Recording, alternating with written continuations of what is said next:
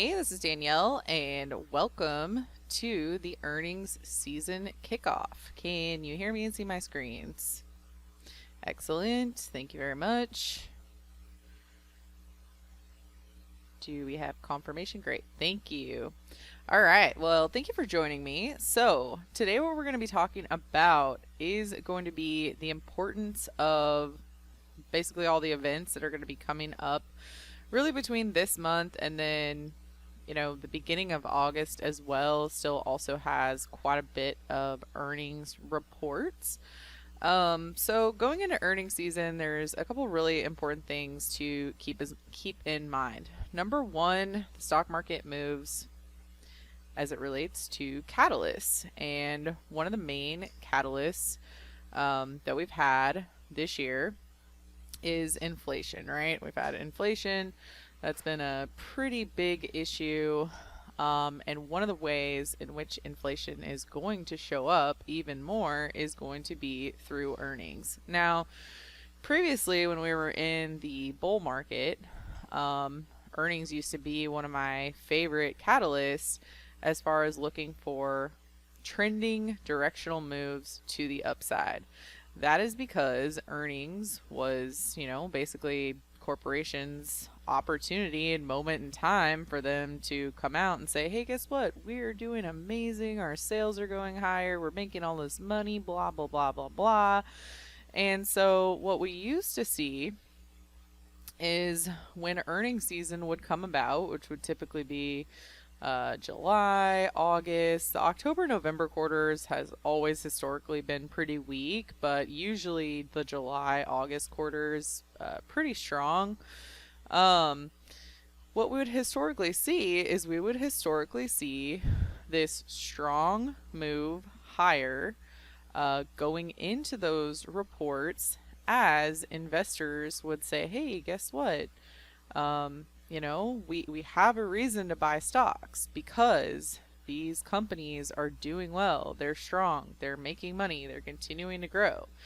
And so what used to be the case was that when earnings would come up, we would start to get long into a variety of strong companies that we could trade higher going into earnings season. Now, that all pretty much completely changed with the arrival of the bear market, because what happened was instead of corporations coming out and saying, hey, guess what? Everything is so hunky-dory. Don't worry. We're making lots of money. They started coming out and they started noting the different economic impacts that were happening and that was ultimately impacting their bottom lines.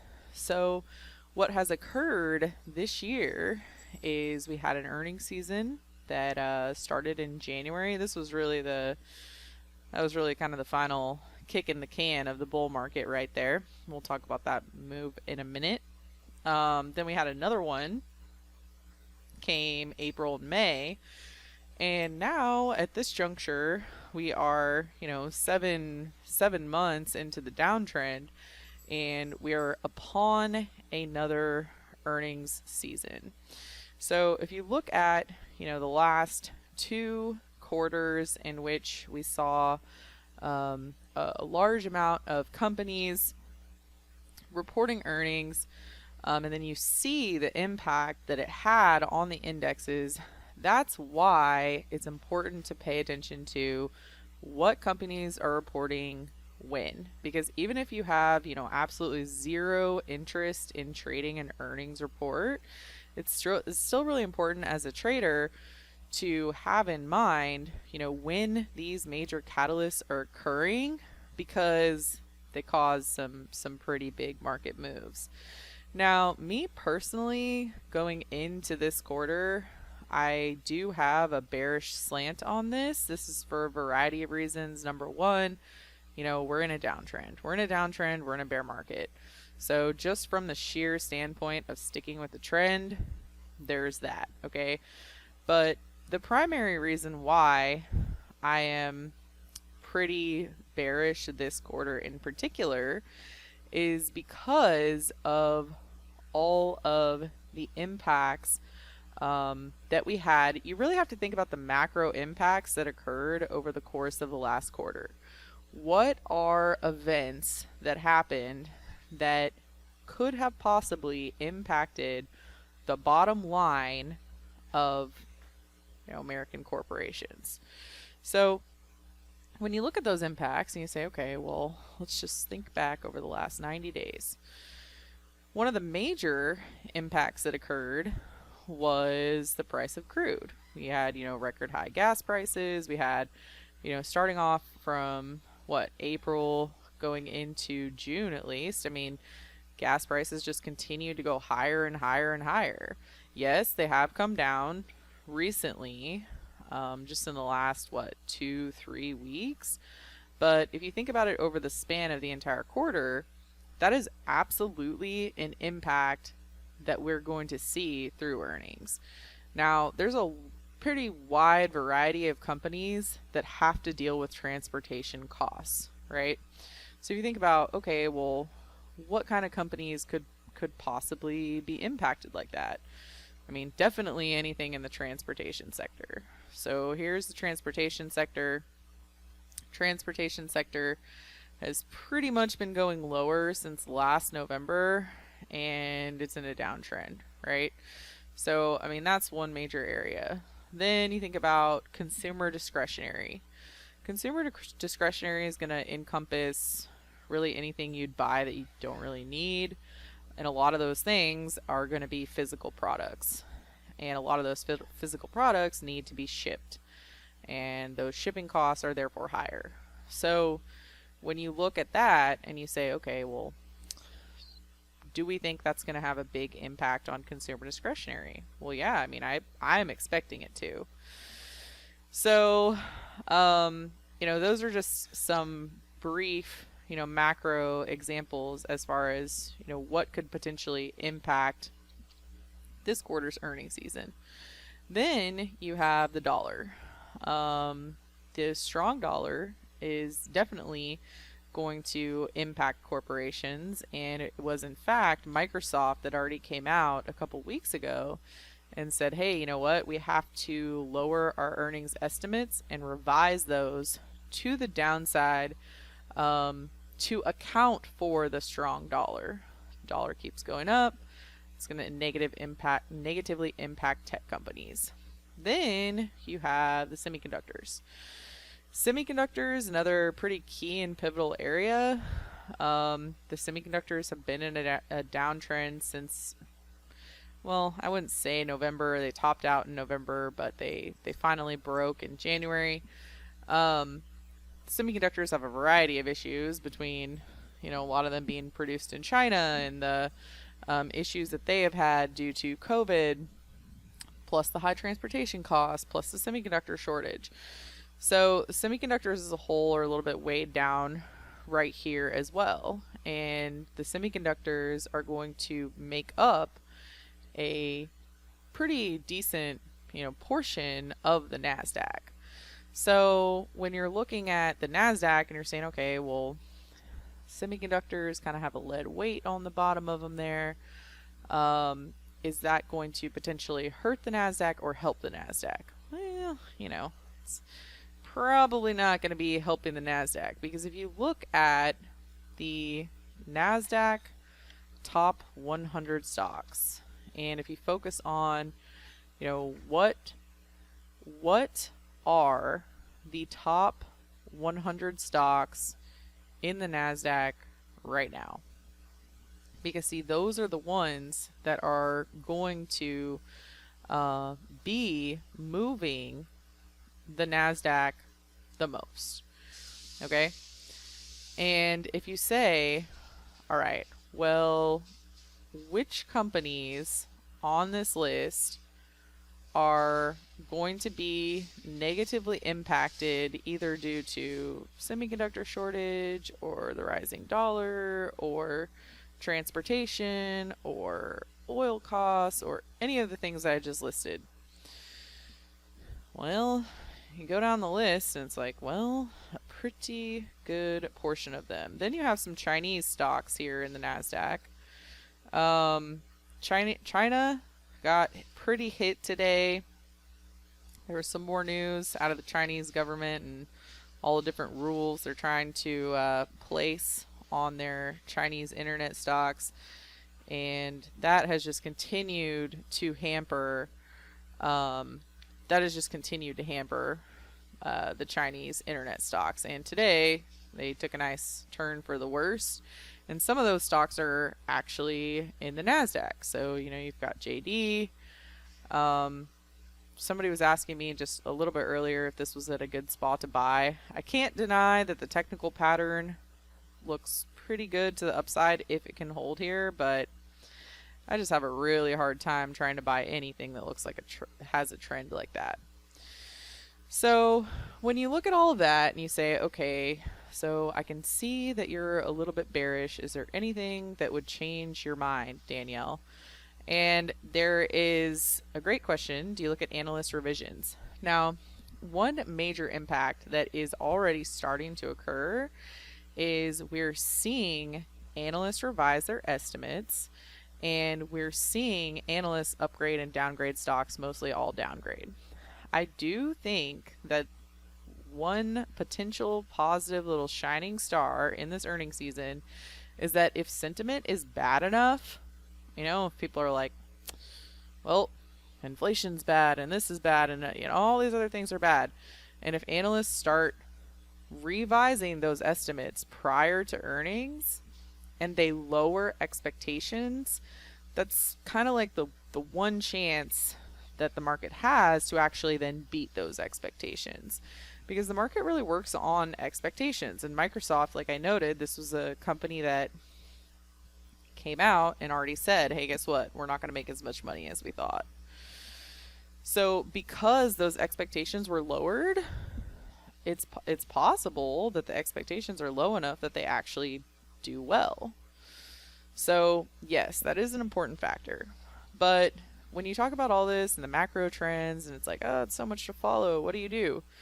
Well, the main thing that I like to focus on is the patterns and the setups.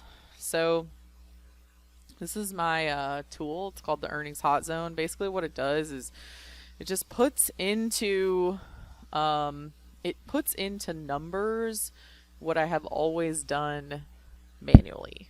So every quarter on earnings, I basically look for 3 different things. Okay. So I start off, and with any stock, you can do this. And with any sector, you can do it as well. So for example, let's actually just start off with the banks, because banks are coming first.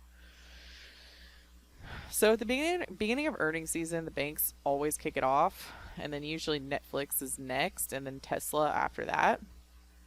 So what I always like to do is I like to start off by analyzing just XLF. And I just like to say, all right, do I think that the banks are going to positively impact the stock market this quarter or not?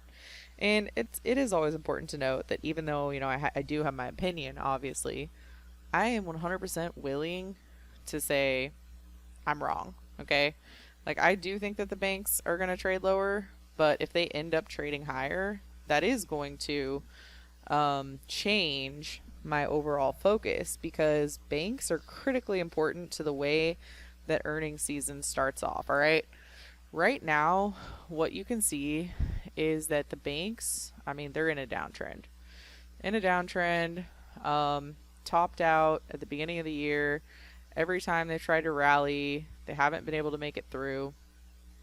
So for that reason alone, I'm bearish the banks. But the main reason why I'm bearish the banks is because of what they've actually done the last 2 quarters. So when you look at earnings and you're trying to pick through the pieces of data that are the most important and that can actually help you make options trades, there's a couple different things that I like to look at. Number one, obviously, I like to look at what the stock actually did on earnings. Okay.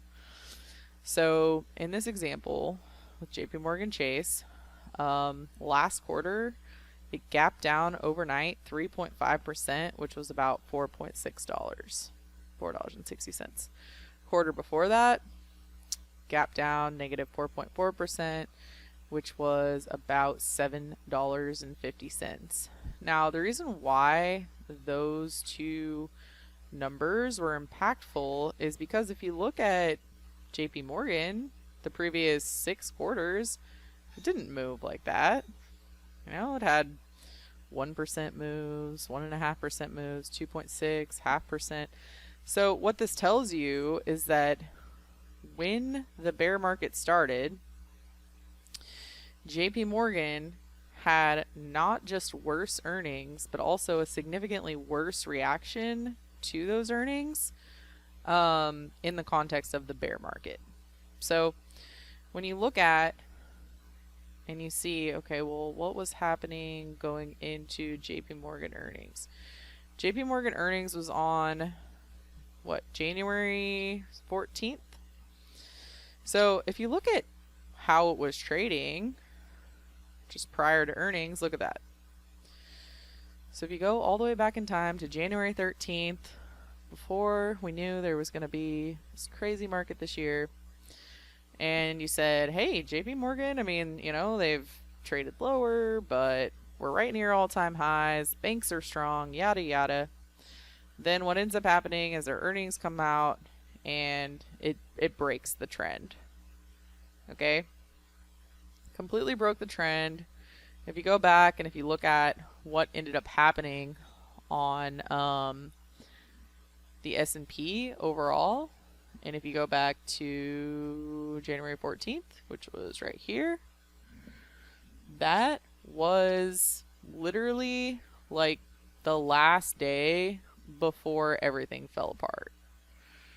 So, you know, the market made new all-time highs. It hit 4,800, pulled back, started to bounce. It looked like it was going to make another run for 4,800. Then JP Morgan comes out and the rest of the banks, and that was when the slide really happened.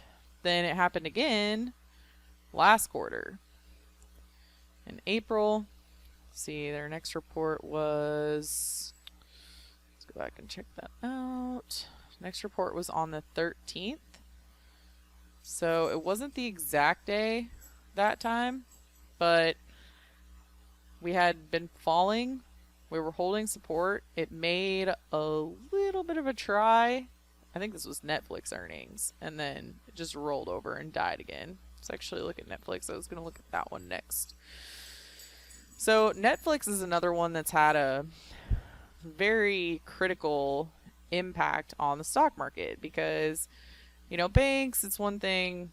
Yes, looking at bank earnings is important, but they're not going to be those major heavy hitters like, you know, Google or Netflix is. So when you look at Netflix and you see the times, the days and times it reported, okay? So it reported on the 19th after market. It gapped down 29%. Let's see, where was that? So Netflix reported right here after market. The market tried to make a go of it 1-2 days, and then after that was when you saw Tesla report, Microsoft report.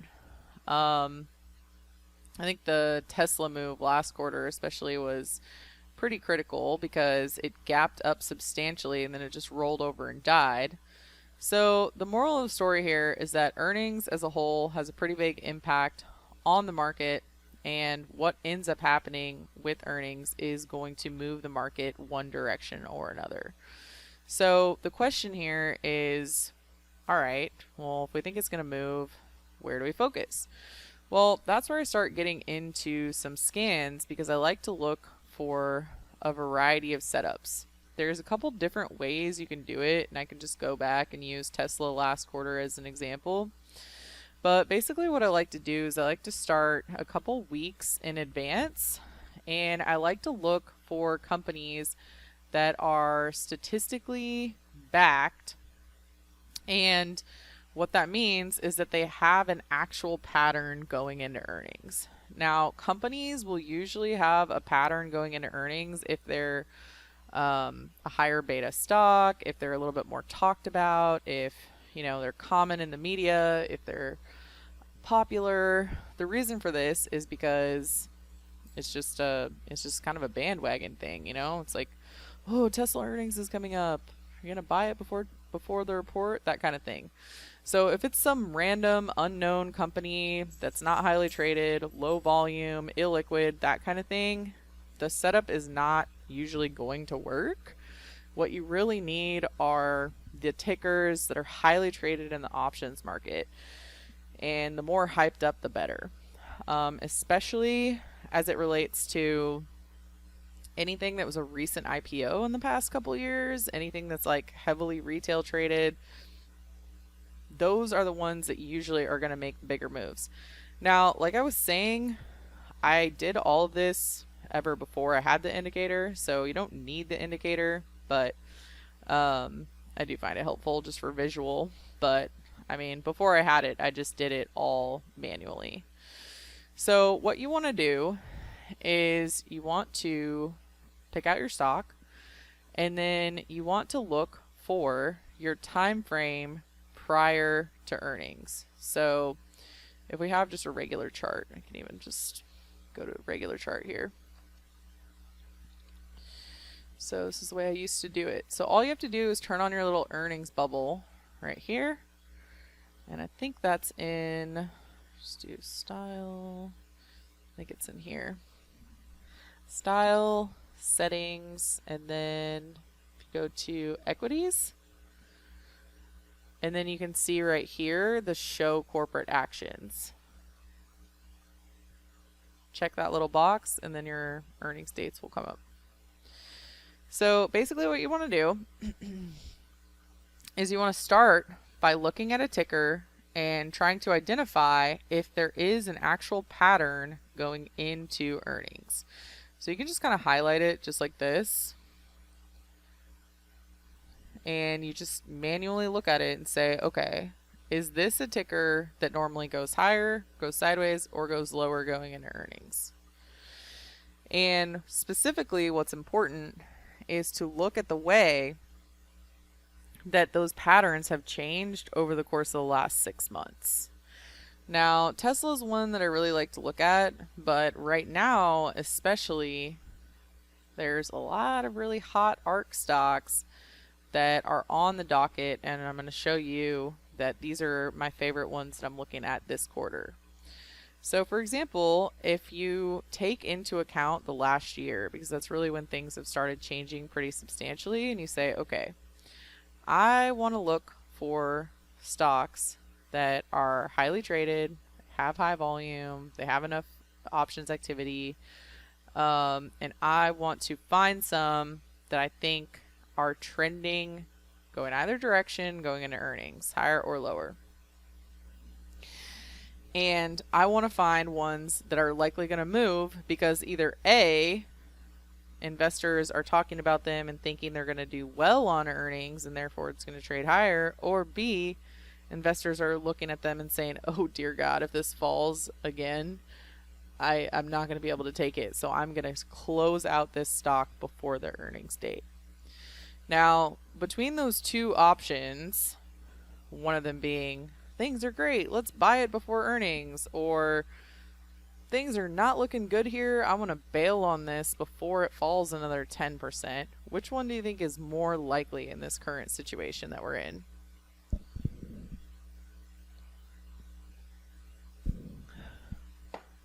What we've seen, as a really a more statistically likely shot, is we've seen more likely that people are thinking that stocks are going to keep falling, and so they want to get out prior to earnings. That is what causes these trending moves lower going into earnings. So ROKU, for example, is one of the stocks that if you just look at the past couple quarters and you say, okay, what has this thing done going into earnings? Last quarter, it fell like a rock going into earnings. It did actually manage to rally a bit afterwards. But what about this quarter? Fell like a rock. It rallied just, a little bit, just right before it fell like a rock again. So what I'm looking for is anything that can tell me I have a trend prior to earnings, because the setups that I like to trade are, is there a stock that is going to move, one direction or another in about a 3-week time frame prior to earnings? That for me is my favorite swing trading time frame, because 3 weeks is a good amount of time. It gives you enough time to average in, average out, get yourself a nice swing trade on. Now, the next time frame is going to be about a week prior to earnings. So you can also do the shorter term time frame. Like, let's say, for example, maybe you weren't paying attention prior, because when you're starting 3 or 4 weeks out, you really do need to plan it. Let's say you weren't paying attention before, or let's say there wasn't a good move, or let's say that you don't like doing trades for 3 weeks or more. Well, the next option that you have is just to look about 1 week in advance and say, okay, there's earnings coming up this week in United Healthcare, Taiwan Semiconductors. Is there a likelihood of this thing going higher or lower going into earnings? And then how can I trade that? The third option is, what does the ticker typically do after earnings? So after earnings is where you can also see some pretty big moves. So, if you don't want to, trade a move going into earnings, and you say, hey, you know what, everything's so crazy right now, I don't really want to look at, a trade going into earnings, but let me trade it after. That's an opportunity where you can then say, all right, well, after the earnings report comes out, at that point, we know which way the stock's going, right? So we can just trade the momentum move. So those are the 3 different directional trades that I will make surrounding an earnings report, okay, as swing trades. The other kind of trade that you can do is you can trade the actual report itself, where you get in just prior to the report and you get out after the report. So we can cover that in a little bit more detail later on. But basically, the way that I have set up the tool is to cover those 3 areas. So right here now, when we're looking at statistics and saying, okay, well, what can you tell me about what statistically is looking good right now? We talked about the fact that things have changed substantially over the last 6 months. So what I'm doing is I'm just going to look at the last year of data, because things have changed so substantially. So I'm going to change the time frame to just 1 year, and then basically the stats up here are going to reset, and it's going to tell me, all right, on a 21-day time frame, does this stock normally go higher or lower, and by how much? With Tesla, because it's had these big moves higher plus big moves lower, it's actually pretty neutral on a 21-day time frame. But on an 8-day time frame, it's slightly negative. You'll also notice that there's big moves post-earnings to the upside and to the downside. So it's pretty all over the place, right? So you might look at that and you might say, well, that's not really helpful. The way that it's helpful is by telling you that there's not really any kind of good, there's not really any good edge as far as, is it going to go higher or lower? So that's why, I will absolutely come in and I will look at these individual tickers and I'll say, okay, is there a statistical reason for me to think this thing is going to go higher or lower going into earnings? And sure, we can look at Google. So looking at Google, you can see that throwing this into the tool, it is saying that on average, Google actually trades lower by 2.75%, which is not huge. Usually I want something to be a little bit more above like 5% for it to be a big move.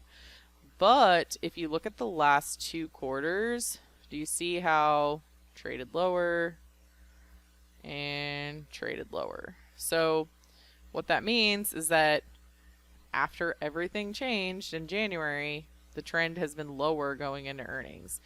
Now, does the stock split change things? Oh, it's definitely an additional factor, for sure. So with Google, I was personally looking at this going into earnings, and I was thinking to myself, all right, well, it's kind of mixed because before this year, Google actually used to be really strong going into earnings. And now, after this year, we can see that it actually trades lower going into earnings. So I would think it would make sense to try and see if it could trade lower again because of the recent trend, but then it has the split. Splits are normally bullish, and I was looking at Google going into this quarter, and I was looking at it saying, okay, well, because Google has had 2 rough quarters, but overall, in the grand scheme of things, if we go back, we can change this again to 3 years. In the grand scheme of things, I mean, Google used to always trade higher going into earnings until everything changed. So I was looking at it this quarter and saying, all right, you know what? It used to go higher every quarter. Yeah, it's been soft lately, but maybe just this one last quarter it can go higher because of the split. I think it's worth a shot trying to see if it can break out here, but this pattern is not looking promising. You've got a triple top here. You've got resistance at 2,400. Today it was down, over 3%. We're right in front of the split. The only way it can go higher is if it breaks through 2,400. Now, we've talked about a couple that don't really have great stats to back them up, but let's talk about a couple that I really like here, because sometimes, talking about the ones that don't really look great one way or another can help you see the ones that do look pretty good. So Netflix, for example, is one that, the situation completely changed at the beginning of the year. This used to be a ticker that rallied really strong going into earnings, and everything changed when it started falling apart. As you can see, the last 2 quarters, it rolled over and died, rolled over and died. Now we're in this exact same situation where it's rallied directly into resistance. We have earnings coming up, and Netflix is going to report earnings on the 19th, which is next Tuesday after the close. So there's a couple other things that have to do that are important here. Is that A, Netflix is one of the first tech companies to report. B, Netflix has brought down the market the last 2 quarters. And C, there's a really nice technical pattern here. So you've got a bearish pattern. We're rallying directly into resistance. We're overall rolling and dying. And, if you can't get through this 195 area, the path of least resistance is down. So this was one that I had started looking at last month and noting that, getting into it as it was entering the hot zone and trading lower was going to be really the best spot to do it. And at this point, you also have a squeeze. So you have quite a bit of reasons to look at Netflix to the downside, in addition to the fact that it's now down 5.15% today.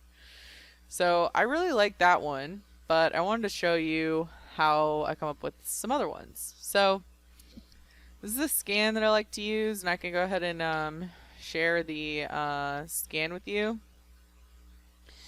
But basically what the scan does, scan for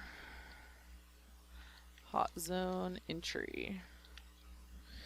So basically what the scan does is it is going to identify tickers that are entering the hot zone. So the tickers that are entering the hot zone are tickers that are coming up on that 21 bar time frame. You can also adjust the scan so that you can look, 30 days in advance if you want, because then what it will do is it will show you tickers that are coming up like in the next week. So when you're looking at the scan and you run the scan and you say, okay, well, I know there's tickers that, statistically they don't really go higher or go lower. So let's avoid those, because I'm not looking for something that is not going to move, right? I'm looking for something that is statistically likely to move.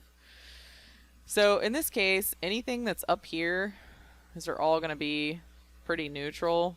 It's just not very interesting to me. They might have a technical setup, but what I'm really looking for during earnings season is I'm looking for a combination of a technical setup plus some statistics. So I'm just going to scroll down, and let's see, okay, is there anything in here that is a pretty big mover? Because what I'm looking for is a big mover. If it's like, 1 or 2% higher, that's not very interesting. So here's a couple different options. We've got Roku, 11%, MSTR, 11%, Spotify, 11%, ALGN, 12%, PayPal, 12%, MTCH, 13%, Dash, 13%, CRSP. So as you can see, there's a lot of different options in here as far as, which tickers have on average over the course of the last 4 quarters fallen to that extent. What's crazy about that is if the average is 12%, you have to believe that it's fallen a lot more than 12% if that's the average over 4 quarters. So those are some good ones that we can look at. You also have a couple down here. Amazon's almost 5%, so it's, pretty decent. I can check it out. SPGI, I'm not really too interested in anything that's not going to be heavily covered in the media because it just doesn't move as much. Team, KLAC, Now, LRCX, CHTR, Square. Now, another thing that I want you to keep in mind is when you're looking for tickers to trade going into earnings and you're looking for themes, you want to think about that overall macro theme that we talked about in the beginning. Which companies will fit into this kind of the kind of spaces that are being negatively impacted right now. So for example, semiconductors been super weak, right? Relative weakness area. Well, now I see that LRCX, which is a semiconductor company, is coming up on the list, and it says negative 9.28%. Now, this one's coming up.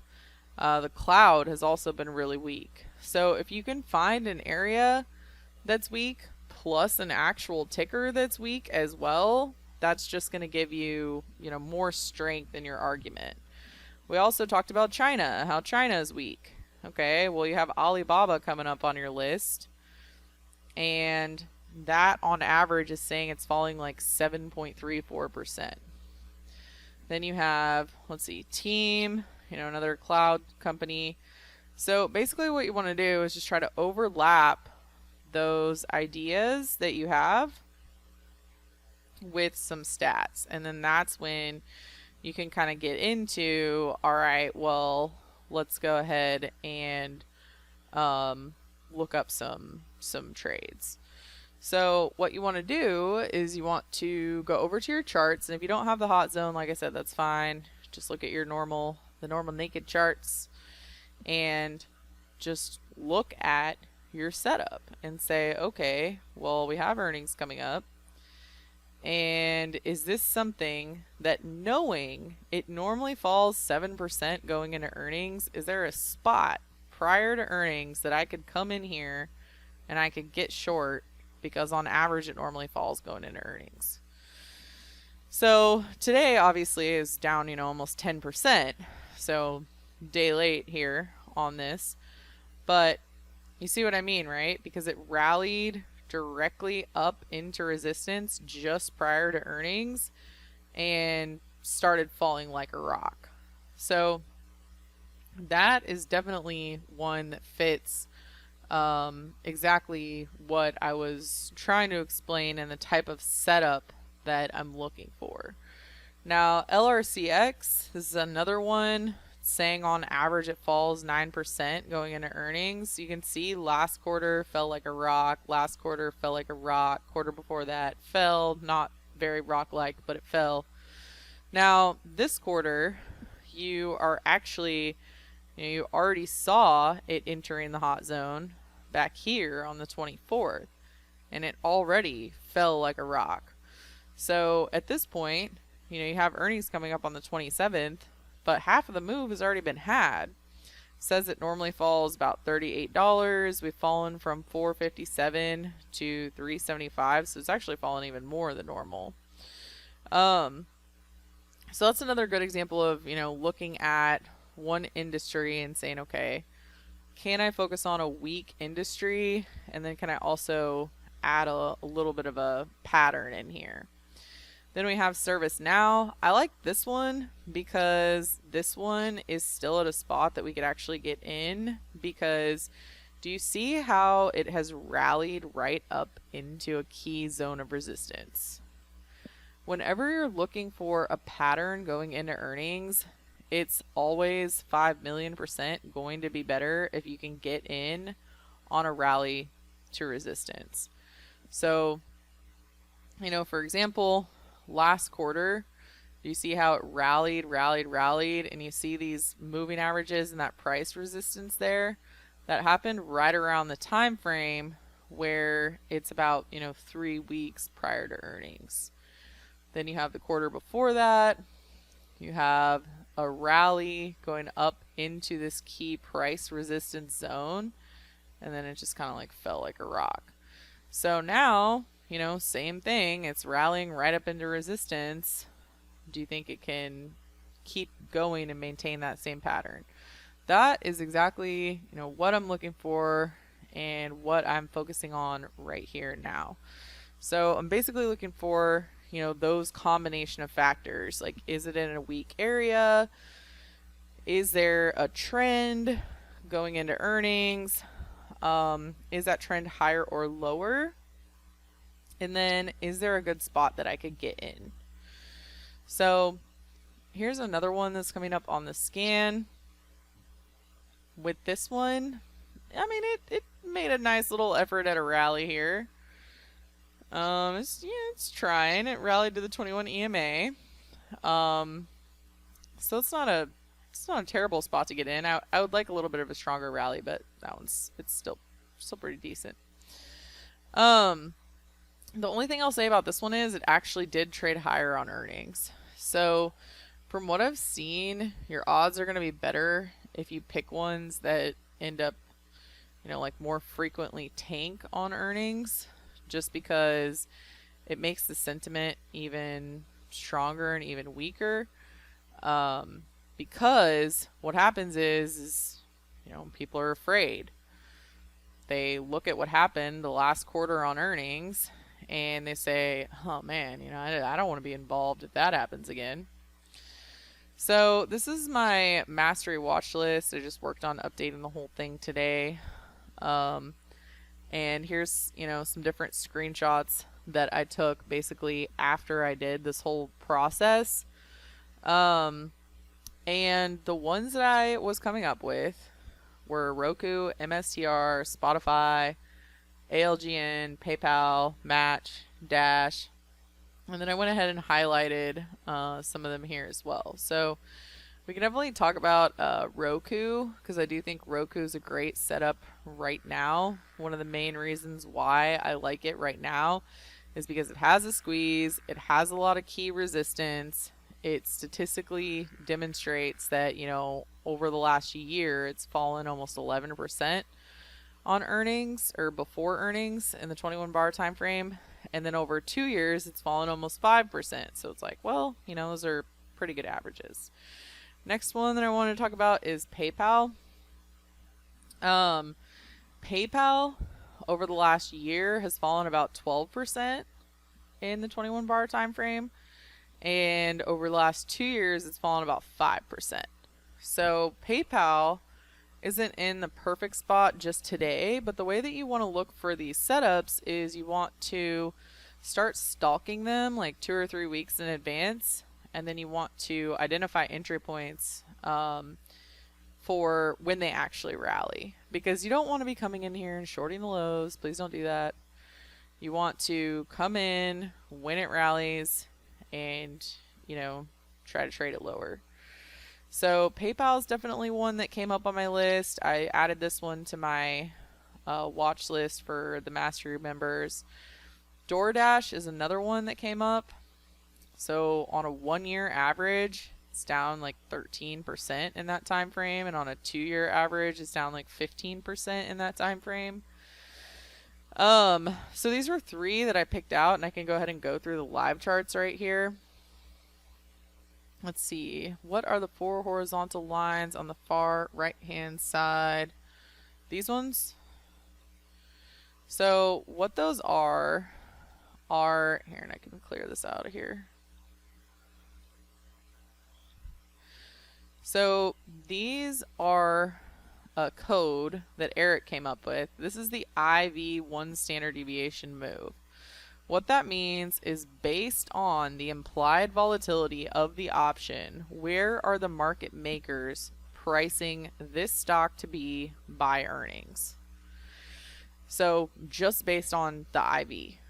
So because of how high the IV is on Netflix, it's very high, the market makers are projecting it to be either up at 195 or all the way down at 157. My target on this one is 150. So what that tells me is that based on the IV of the stock, that's a reasonable target. So, oh wait, actually my target is 156.69. So it was actually pretty dang close. 159. And then the market maker move is one that's going to show up when you get closer to earnings. It can only show up when you're close enough to earnings that Thinkorswim puts the market maker move into the platform, because the white lines are the market maker move. So for example, Delta is having earnings come out on the 13th.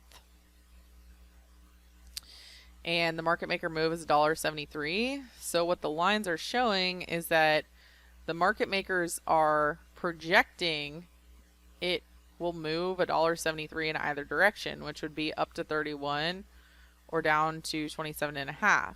But based on the IV is a little bit lower, so the IV is only projecting a move up into 30.67 or down to about 28.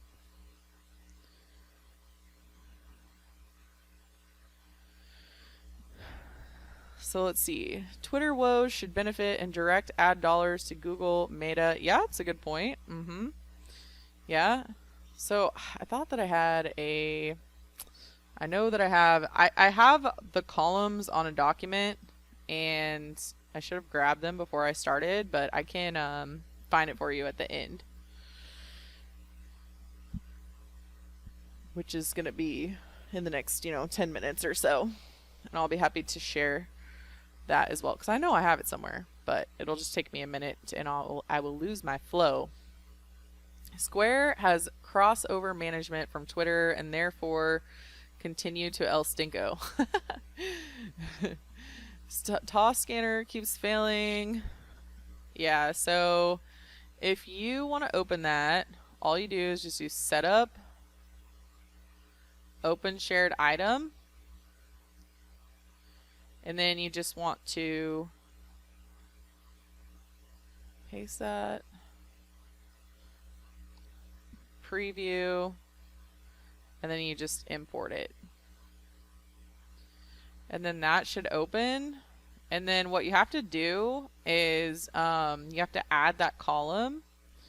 So if I go back to mine, See if I can remember how to do this. I can just show you right here. Okay. I'm going to edit mine.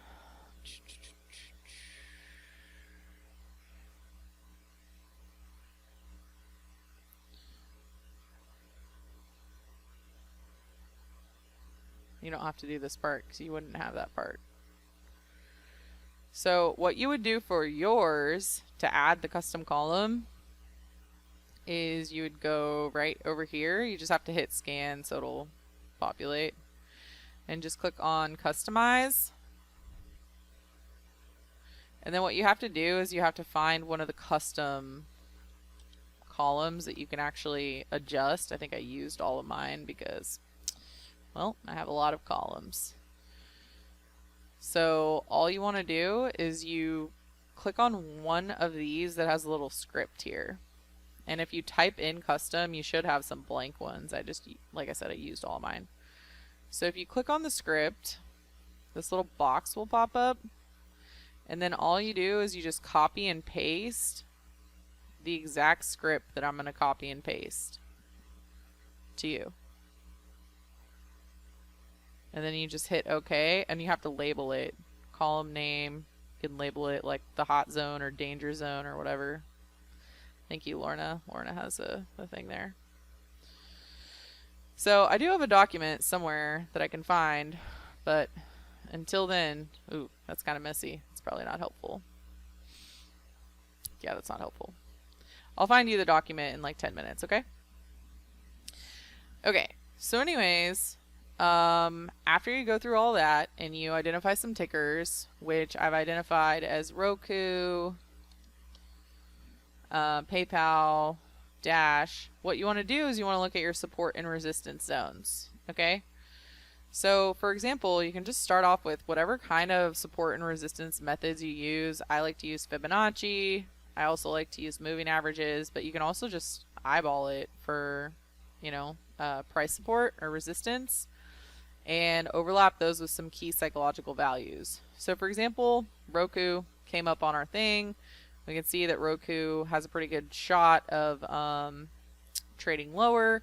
But the thing is that we want to find a moment to get in because we don't want to come in here and short it at the lows. So we want to identify resistance and come in, you know, when it's closer up to resistance and then say, okay, well, on average, it usually trades like $10 lower. So let's try to get in an entry around here and then let's identify our target. So that's one that I really like for this quarter in general. Another one is DoorDash. So what I've found the last 2 quarters especially is that these recent IPOs, they have just been like completely crazy prior to earnings, especially because so many people bought into them up at the highs. And so when you're looking at this and you say, okay, well, what about DoorDash? I mean, it used to be at a price of $257, if you can believe that. It's fallen the last 2 quarters going into earnings. It's coming up on the scan. What can I do with this thing? Oh, well, look at there. You've got a ticker that rallied right into a key area of resistance, and you also have a squeeze. You also have earnings coming up. There's plenty of time. And it normally falls, you know, on average, like 13%. So that to me looks like a great one to start working some entries because it has rallied up into that resistance zone. So is there any other ones that you wanted to look at? I can run my scan again. And what I also like to do is I like to add some more time. And I like to say, okay, well, let's actually not look at anything that's happening, you know, in the next 2 weeks. I want to look at something that's maybe happening in August. So you can add some more time to this and you can say, all right, well, can you give me any other tickers? DoorDash is still coming up because that's in August. SPLK's at the end of August. We forgot to look at PayPal. And then you have Zoom. So Zoom isn't reporting until the end of August. So this is one that I would start stalking closer to the beginning of August. see if there's any other ones in here. SRPT.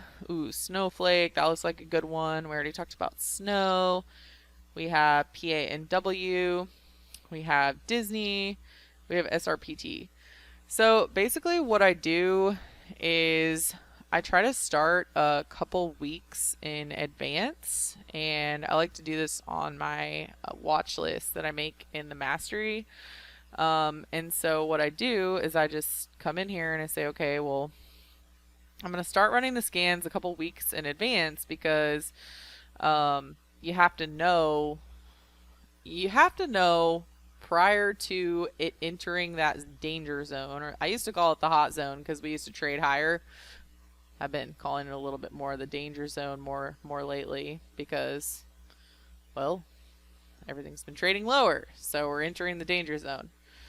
So you want to start a couple weeks in advance, because if you're going to try to find a good entry point, you're not just going to find it, that exact day that you need to get in. You need to have it on your list of hot tickers.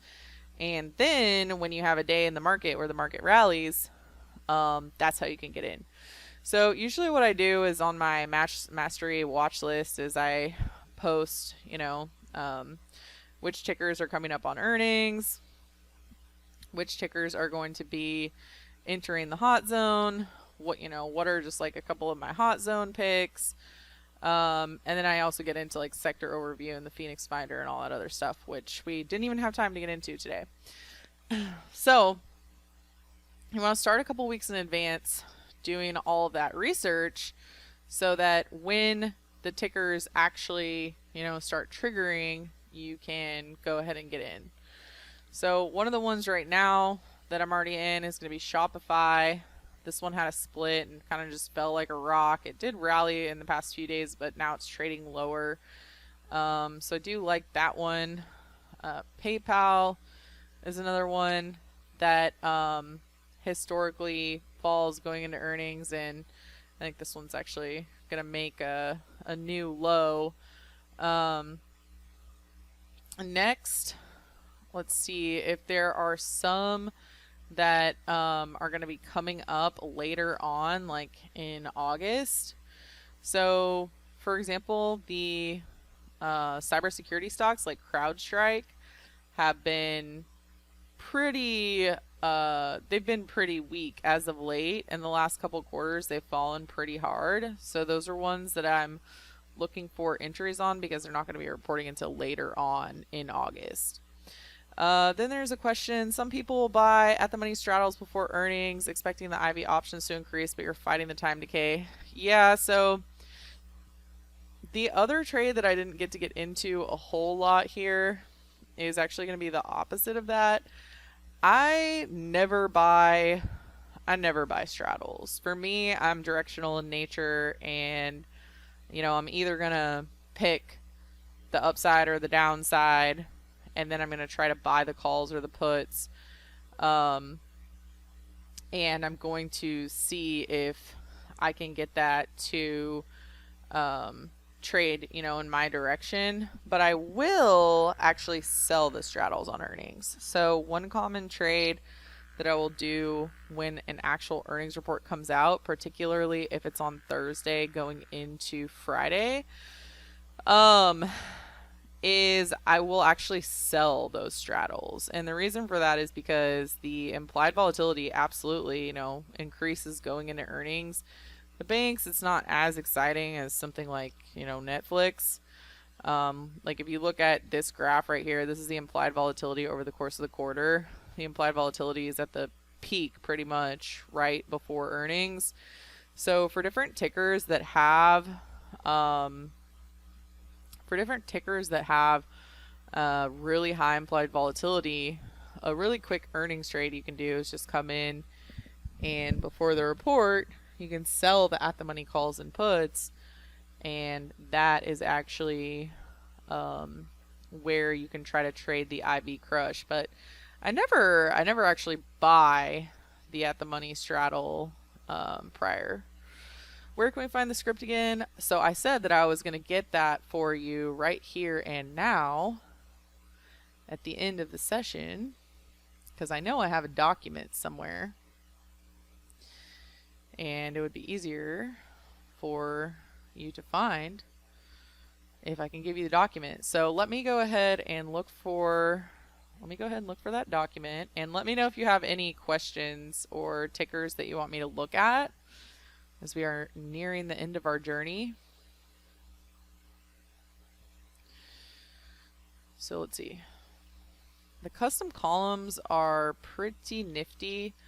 I like those quite a bit because that's how you can really easily go through and try to, identify those tickers that are really moving. All right, so here we go. Found that.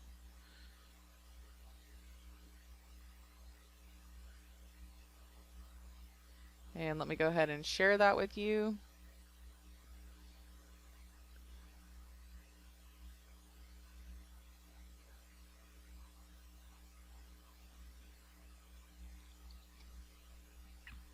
So if you're interested in more of this kind of analysis, this is pretty much what I do in my mastery. I also, I post some things on Twitter and in the Gold Room and stuff like that, but definitely, where I post the majority of the analysis is going to be in the mastery.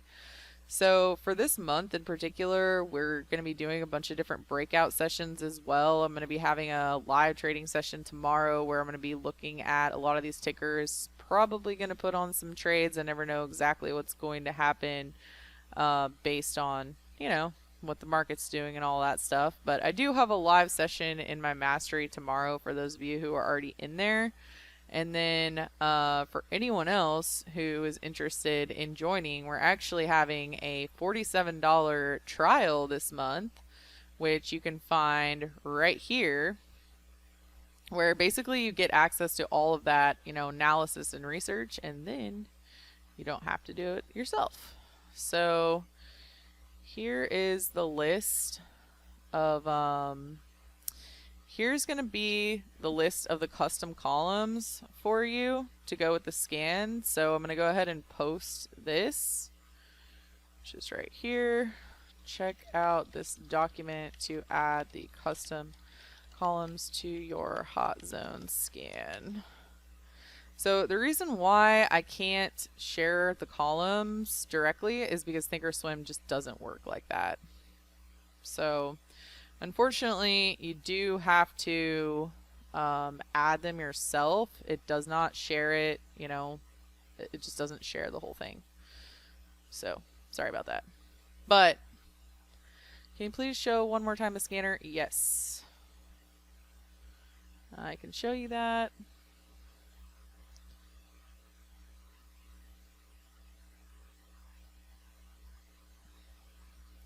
Ticker review, ENPH.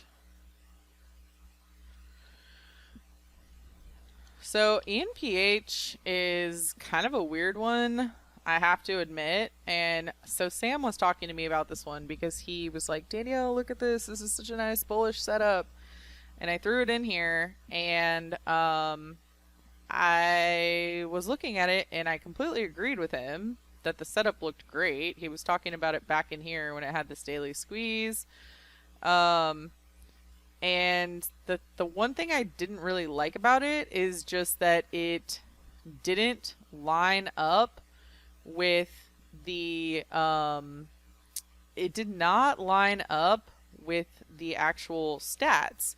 So I do kind of prefer the tickers where everything is aligned. So for example, the stats are telling me that it normally falls going into earnings, but yet I have a bullish setup. That just adds a little bit of confusion. I like it to be a little bit more, clean where it normally falls and it has a bearish setup. But in this case, the technical setup definitely prevailed, which is why I always want to combine the stats with a technical setup, because you can see, it had a great, it had a great bullish setup. You know, you've recovered off the lows really well. You are above all your moving averages. You've got a squeeze. You've got earnings coming up.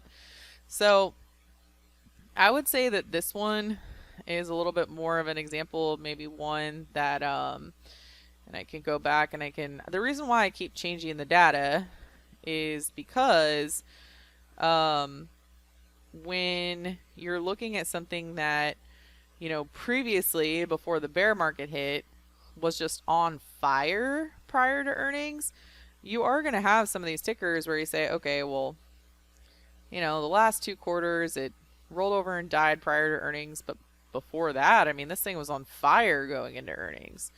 So sometimes, you know, you do have to take those longer term trends into account while also looking at the immediate setup. And then definitely, I mean, this absolutely has macro factors at play. I mean, you know, you have historical heat all over the U.S. right now, especially here in Texas, which has been absolutely crazy. You've got, you know, water shortages. There's all kinds of reasons why people would be interested in this kind of thing right now. So I will say that this one's not aligning with the short-term stats. However, it's aligning with the long-term stats. And I think it's a great, you know, bullish setup. As far as the scan, so here's the scan. You can change this part. Earnings has an earnings announcement in the next 32 bars. So the way that I gave it to you, it's set to 21 bars. 21 bars means it's basically entering the hot zone right now. So when you set it up that way, you're only going to see tickers that are just now entering the zone, okay? So you have Square, Alibaba, SRPT, ILMN, Starbucks, okay? But that's why I said you can move up this time frame where you say, hey, you know what? I am interested in tickers that are entering the zone right now, but I also want to see tickers that are entering the zone next week. Okay? And then you can also move this one because this one says it doesn't have earnings in the next 15 bars. So basically this would just take out everything that's reporting in the near future, because you know, if something entered the hot zone like 3 weeks ago, it's, you know, it's not really going to give you a setup right now. You missed it, you know. Now, I didn't spend time going over these bullish setups mainly because I really just haven't found anything in this market I actually want to buy except for maybe Google. But, you know, it definitely works, you know, both directions. So as you can see, there are quite a bit of tickers in here: Moderna, Car, Marriott, well, BNTX. There's still some tickers in here that are showing a bullish, you know, trend going into earnings, which I think is kind of crazy.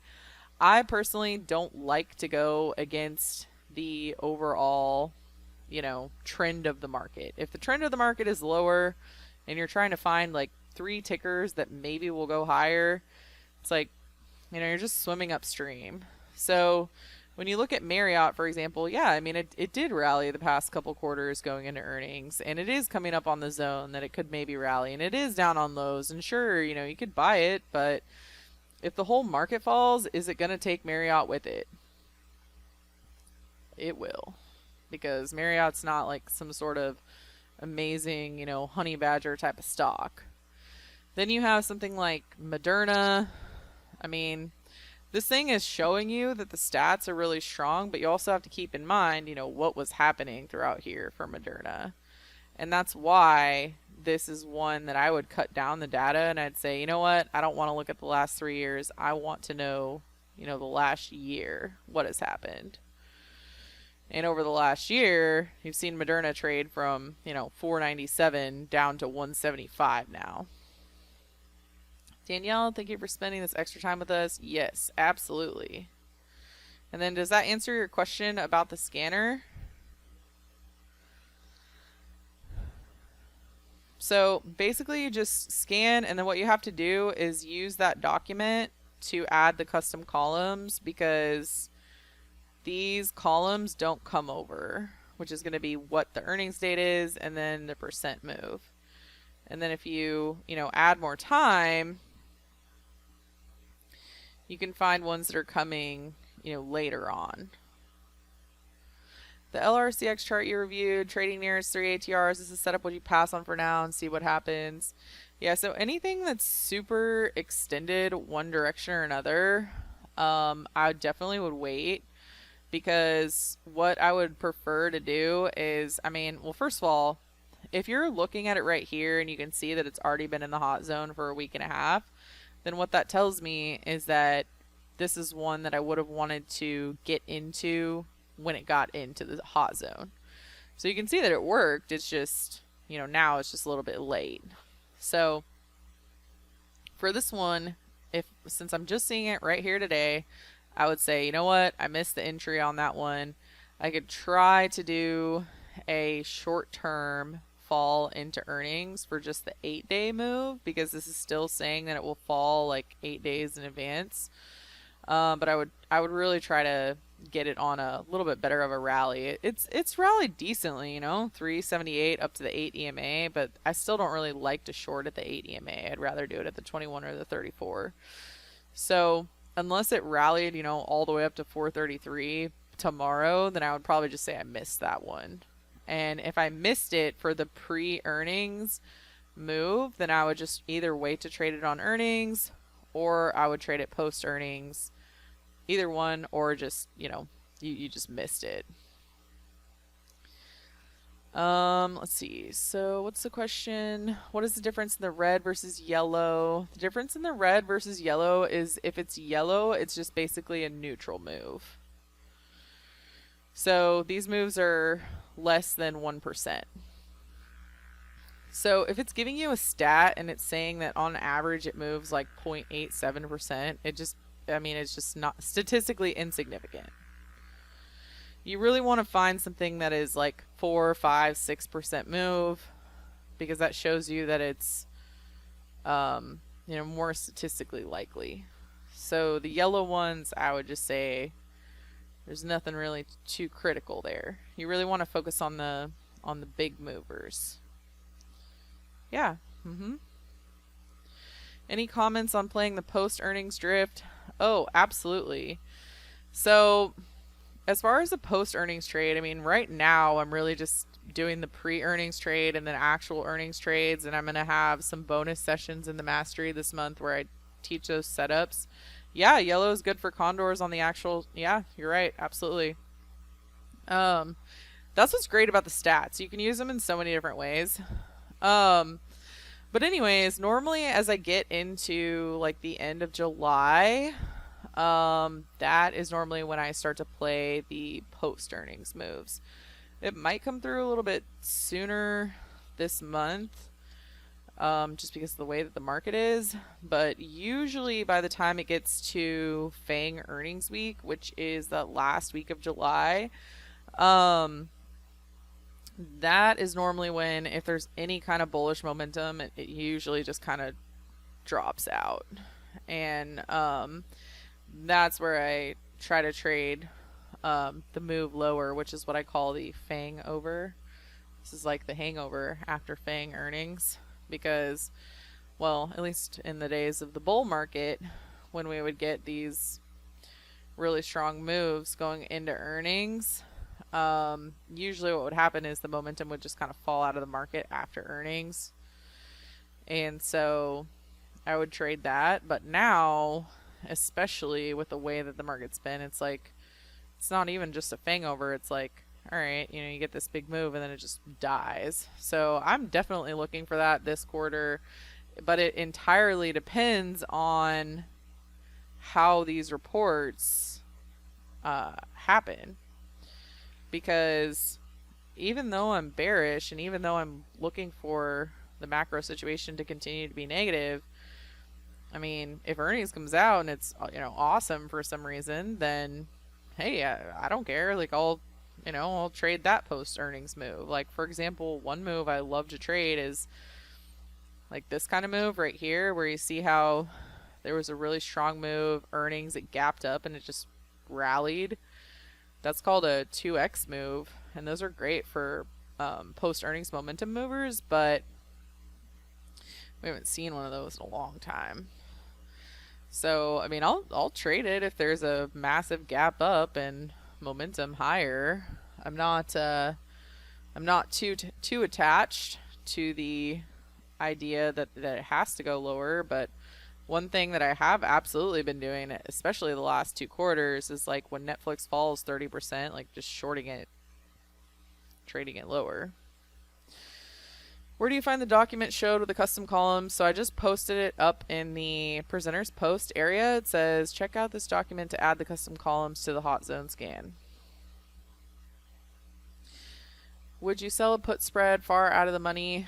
I don't ever sell put spreads far out of the money because when you do that, the risk reward is really bad. So if I'm going to sell a put credit spread, then I am going to sell it at the money.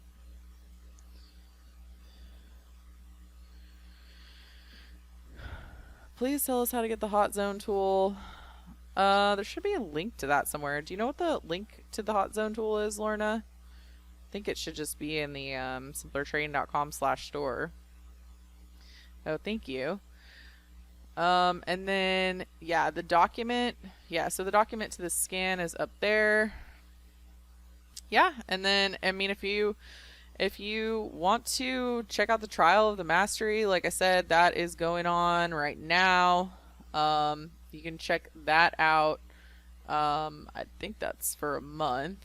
Should probably make sure it says there, but I think it's for the month. So anyways, especially during this month here in particular, I'm going to be having a couple different, bonus sessions and all that kind of stuff. I'm going to be having a session tomorrow at 11:30, and I'm also going to be having a bonus session on Wednesday at 4:30. That's Central Time.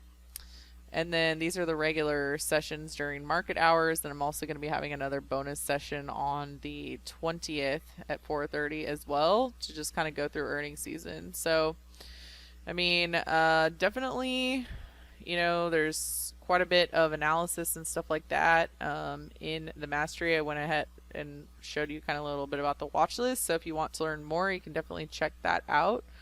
Other than that, I think I answered all of the questions. If you have any other follow-up questions, feel free to email me. Oh, did I miss one? Question above skipped. Getting some red highlights on the custom column code.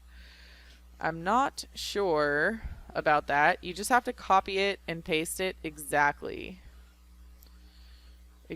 from the document. See, did I miss a question? Oh, new to spreads. When you sell the straddle before earnings, are you setting yourself up for any trouble if the stock rips in one direction or the other because you're double naked, or does one side cover the other? Thank you. Sorry, I didn't see your question. Okay. So, and then that goes with the other question too. So far, you discussed trading patterns and trends into earnings. How about trading the IV crush? So, I can't believe how fast an hour went by. Okay, so I'm going to answer both of those questions at once. And let's just do the example with JP Morgan because JP Morgan's reporting earnings this week.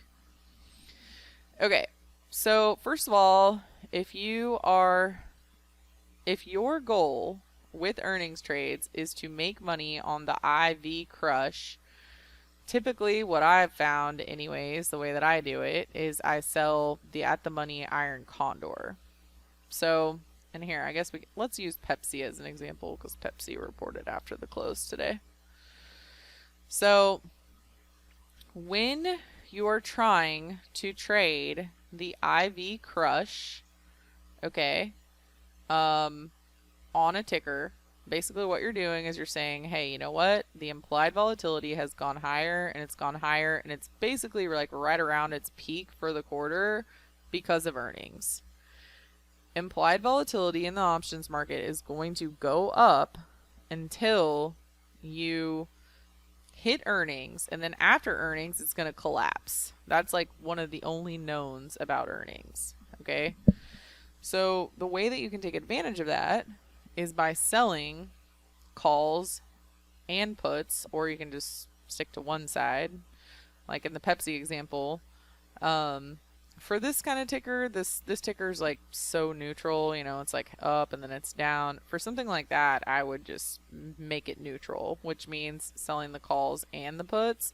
However, if you have some sort of reason to say, you know, I love Pepsi, I think it's going to explode to the moon, you could just sell the puts instead of the puts and the calls. Does that make sense? Now, as far as selling a straddle, what that would mean is that you're selling the call and the put with no protection, and then yes, you would be double naked, even though I've never heard anyone call it that, and now I think it's really funny. You do not want to be double naked. This is not a good situation, and yes, absolutely, you can set yourself up for bad trouble. And what can really set yourself up for very bad trouble is on a move like this. If you sell naked calls and naked puts and, you know, then the stock falls 30%, which used to be crazy, but it's actually pretty typical in this kind of environment. I mean, you could completely wipe yourself out. So never, ever, ever do that. I don't think it's a good idea. What I will do, however, is I will sell the straddle protected as an iron condor. So for example, going back to the Pepsi example, Pepsi had earnings today, and I didn't even look yet to see what the results of that was. But the reason why I liked this one for an idea for a condor is because it was right at a key psychological value, 170. It's half up, half down. You know, they beat half the time, they miss half the time, so pretty neutral. And if you look at the options chain,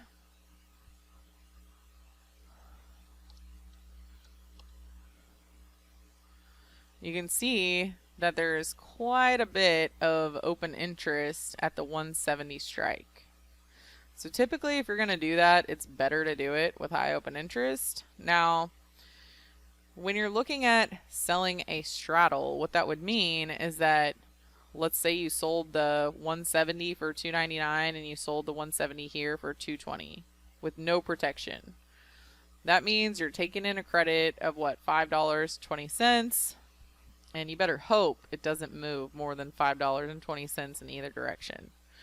Now, if you do it in a protected way, which is the way that I do it, which is where you turn it into a condor, which is where you say, I am not going to sell the straddle, but I'm going to sell the 170 call and the 170 put, but then I'm going to protect myself. Because if this thing has a catastrophic move, I don't want to lose, you know, an unlimited amount of money. So the market maker move is $3.42. So where could I put my protective strike that, you know, would make sense? It would give me a place. So like if I'm selling the 170 call and I'm trying to, you know, cap my risk somewhere. Well, if the market maker moves 342, it would make sense to cap it at like 175, right?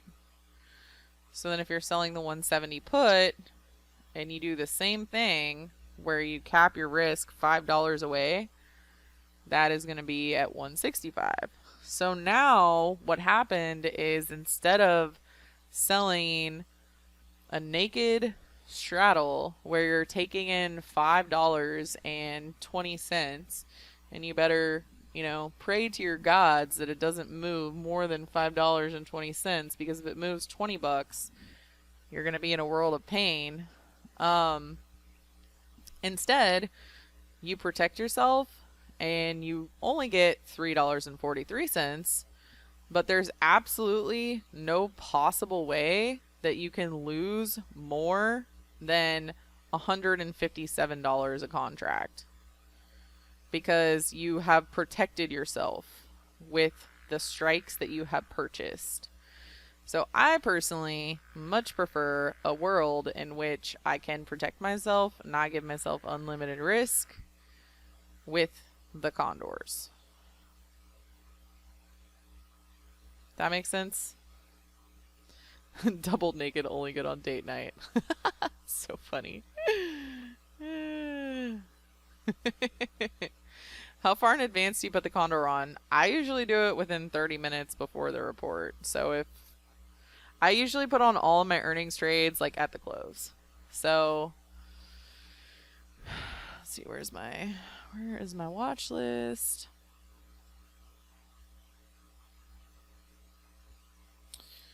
So let's see.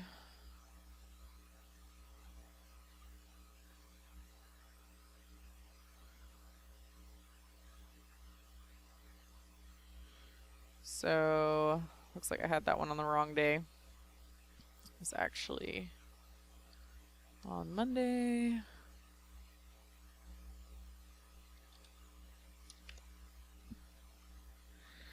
So for example, we have Chase, Morgan Stanley, Cintas, and Taiwan Semiconductors on Thursday before market open. So on Wednesday before market close is where I would be looking at all those. Then these companies are reporting on Friday, so I would look at them Thursday before market close.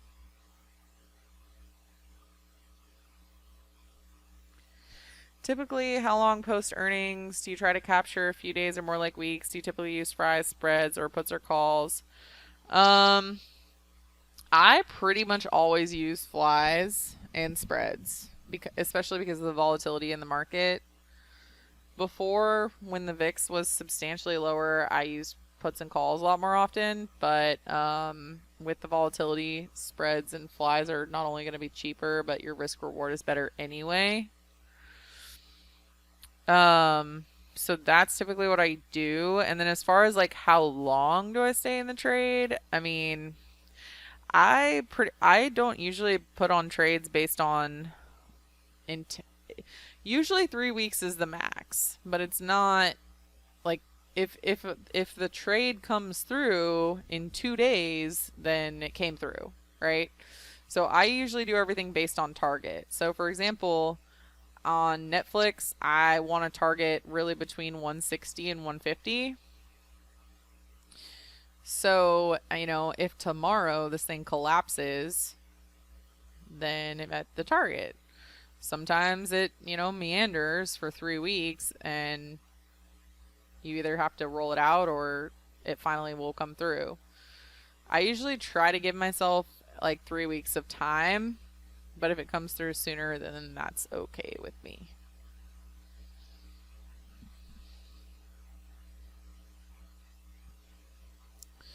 All right. Did I get the questions this time?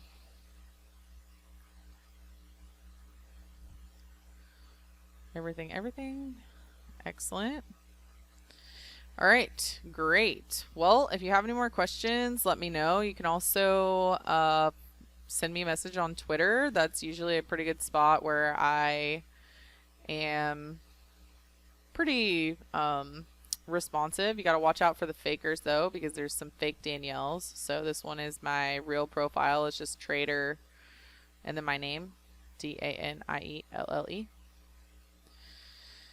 So you can check that out, or yeah, check out the trial. Other than that, thank you for joining me. I hope you had a nice Monday. It's definitely going to be interesting in the next couple weeks. If anything, no matter what happens, there's definitely going to be price movement. And these reports are definitely going to be, a major catalyst. So I will look forward to walking through all that with all of you. And I hope you have a great rest of your evening. I will see you next time.